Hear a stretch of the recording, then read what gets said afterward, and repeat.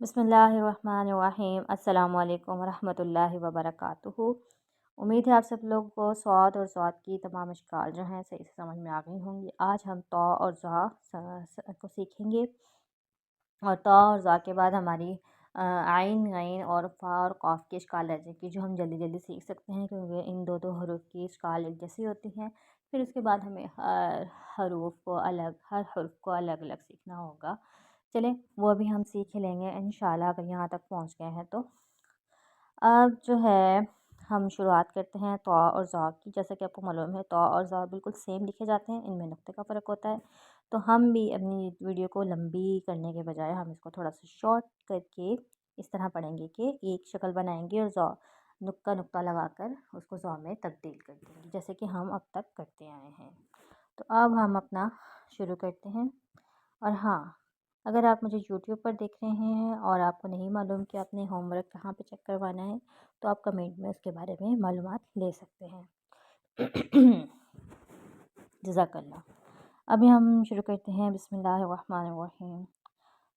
तौ की शक्ल बनाने के लिए हमें शुरुआत करनी पड़ती है 4 कत से, उल्टे हाथ से सीधे हाथ की तरफ 4 कत।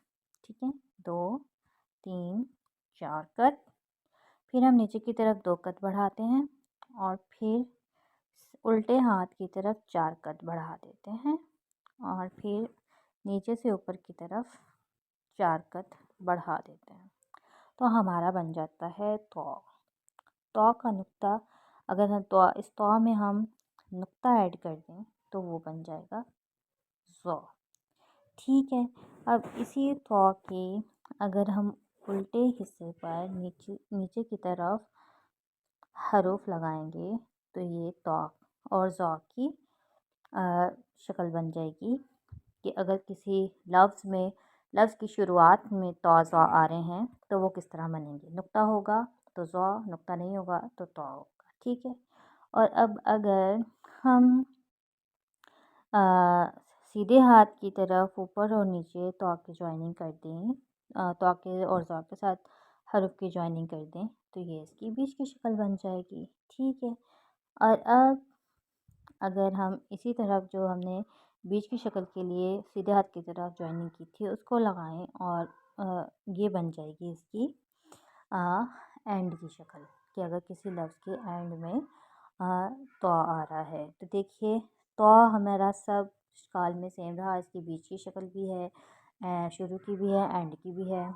बस हमने हरूफ की जॉइनिंग सीख ली कि तौ और ज़ा में हरूफ की जॉइनिंग कहाँ पर होगी। अब हम पढ़ते हैं कि इसमें हम तब्दीलियाँ क्या कर सकते हैं। ठीक है, पहली तब्दीली तो हम कर सकते हैं नुक्ते की। ठीक है, नुक्ता हम यहाँ पर भी दूसरा एडजस्ट कर सकते हैं।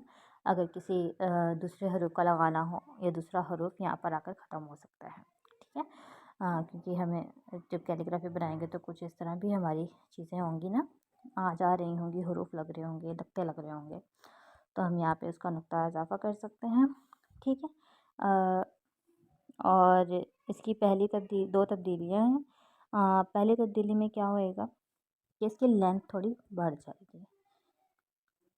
हम 4 के बजाय 6 कत बढ़ाएंगे। ठीक है, हम इसकी शुरुआत क्या करेंगे, 4 के बजाय 6 कत बढ़ाएंगे, 2 कत फिर नीचे की तरफ, फिर हम 7 कत उल्टे हाथ की तरफ बढ़ा देंगे। ठीक है, और फिर हम 4 कत ऊपर की तरफ बढ़ा देंगे। ठीक है, अब यहाँ पे आपने ये याद रखना है इसकी जो हमने पहले तौआ बनाया था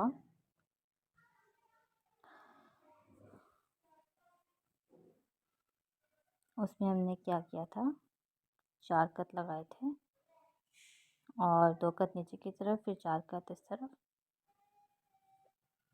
और 4 कत ऊपर बढ़ा दिए थे। ठीक है, तो इसमें क्या था, हमारी ये टोटल लेंथ थी ना वो 5 कत थी और ये जो बीच की लेंथ थी वो 3 कत थी। हमने सिर्फ ये बीच की लेंथ बढ़ानी है। ठीक है, अब हमने क्या करना है कि यहाँ पे जो हमारे 5 कत हो गए हैं और यहाँ पे हो गए हैं 7 कत। आज समझ में आ गई होगी। ये वाली लेंथ हमारी 3 कत है और ये वाली 5 कत है। ठीक है, तो हमने पहले क्या किया, 6 कत इस तरफ को बढ़ाए, उल्टे हाथ से सीधे हाथ की तरफ, फिर 2 कत नीचे की तरफ लेकर गए, फिर हमने 6 कत फिर उल्टे हाथ की तरफ बढ़ा दिए सीधे हाथ से, और फिर 4 कत ऊपर की तरफ बढ़ा के हमने अपना काम ख़त्म कर दिया। तो ये ज़ौ की पहली तब्दील शक्ल बन गई। ठीक है, अब हम इसको, ये तवा बना है, इसमें नुक्ता लगाएंगे तो ज़ौ बन जाएगा। अभी मुझे मैंने ये इसलिए मिटाया है क्योंकि मुझे जो है ना ये भूल गया था कि मैंने कौन सा साइज़ लिया हुआ था, और अगर मैं किसी और साइज़ से नुक्ता लगाती तो वो आगे पीछे हो जाता। ठीक है, साइज़ का आपने बिल्कुल ख़्याल रखना है। अगर आप बार बार साइज़ चेंज कर रहे हैं तो आपको अपने साइज़ की पूरी जो है ना होनी चाहिए कि आपने जो बड़े कट जो लगाए हैं, बड़ा हरूफ जो लिखा है वो किस साइज़ का है, और जो आपने छोटा हरूफ लिखा है वो किस साइज़ का है। अदरवाइज़ क्या होगा कि आप यूँ कत लगा के फिर के कहीं पे छोटे कट का काम कर रहे होंगे, तो जब आप साइज़ बढ़ाएंगे और आपको पता नहीं होगा कितने साइज़ का था, तो वो कुछ यूँ भी हो सकता है कि वो फिर आपकी जो है ना कट की मैचिंग नहीं होएगी। ठीक है, तो आपने हमेशा अपना कट याद रखना है। मैं 128 भी कर देती हूँ। तो वापस ड्रा करते हैं। 6 कट हम बढ़ाएंगे उल्टे हाथ से सीधे हाथ की तरफ, और 2 कत नीचे की तरफ, फिर 6 कत हम उल्टे हाथ की तरफ बढ़ा देंगे, फिर 4 कत ऊपर की तरफ। अब हम लगाएंगे नुक्ते। अगर तौ होगा तो उसका तो नुक्ता नहीं होगा, ज़ौ में नुक्ता यहाँ पर लगेगा। ठीक है, उसका मेन नुक्ता यहाँ पर लगेगा। और अगर हमने इसकी नुक्ते की जगह चेंज करनी हो तो यहाँ पर भी लग सकता है, यहाँ पर भी लग सकता है। और ये चूँकि आइसोलेटेड तौ नहीं है, इसके साथ जॉइन नहीं हो सकते। वैसे आइसोलेटेड तौ में भी आप यूज़ कर सकते हैं। कहीं पर आपने बढ़ा कर आइसोलेटेड तौ इस्तेमाल करना हो तो आप इसकी शक्ल इस्तेमाल कर सकते हैं, और जॉइनिंग में आप यूज़ इस्तेमाल कर सकते हैं। ठीक है, हो गया। अब हम इसकी आखिरी शक्ल बनाते हैं कि उसका क्या होगा हिसाब किताब। उसमें हम 6 के बजाय पहले 4 फिर 6, अब हमने 8 कत बढ़ाने हैं। ठीक है, 1 2 3 4 5 6 7 8, फिर नीचे की तरफ 2 कत, फिर 8 कट बढ़ा देने हैं। ठीक है, और फिर ऊपर की तरफ हमने पहले 4 बढ़ाते थे, अब हमने 6 बढ़ा देने हैं। ये 6 हो गए। ठीक है, और यहाँ से भी हमने 2 कत इजाफे लगा देने हैं, और यहाँ पे हमने, ये तौ है, यहाँ पे हमने ज़ौ का नुक्ता लगा देना है। और जब ये आप आइसोलेटेड भी यूज़ कर सकते हैं, और इसको जो है जब हम किसी हरूफ के साथ अटैच करेंगे तो यहाँ से इसकी अटैचमेंट हो जाएगी, और यहाँ पे जो है ना किसी दूसरे हरूफ के अटैचमेंट वगैरह या फिर उनका नुकात वगैरह यहाँ पे लग सकते हैं। ठीक है, तो यहाँ पर हमारा लेसन ख़त्म होता है तौ और ज़ौ का। उम्मीद है आपको ये बहुत आसानी से समझ में आ गया, क्योंकि अब तो हम बहुत मज़े से हर चीज़ और कद को गिनना और करना जो भी काम होता है इसमें वो सीख चुके हैं।